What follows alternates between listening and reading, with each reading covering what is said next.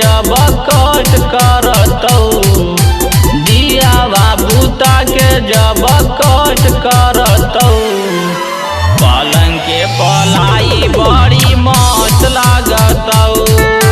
दिया बाबूता के जब कष्ट करतौ, पलंग के पलाई बड़ी मस्त लागतौ।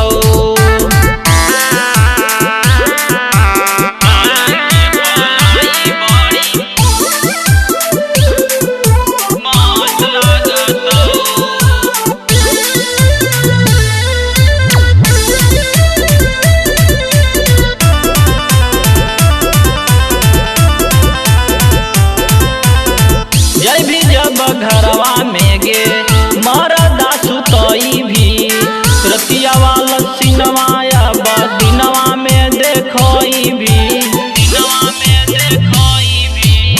जय भी जब घरवा में गे मरदा सुतई भी, रतिया वाला सिनवाया दिनवा में देखई भी।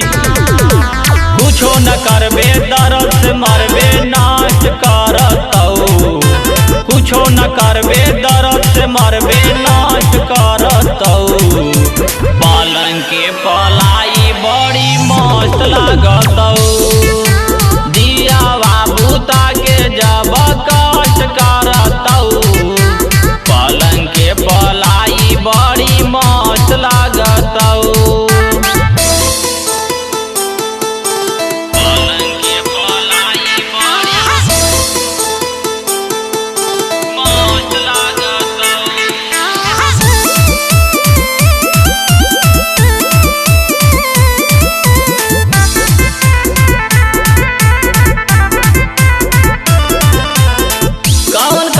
छौड़ी हमरा देहली ते आग गे, अब ले के शादी के कार्ड तू त बाटही यार गे, कौन कारण छौड़ी हमरा देहली ते आग गे, अब ले के शादी के कार्ड तू त बाटही यार गे। चौमिन चाट खिया के बाद के तीत करनी, चौमिन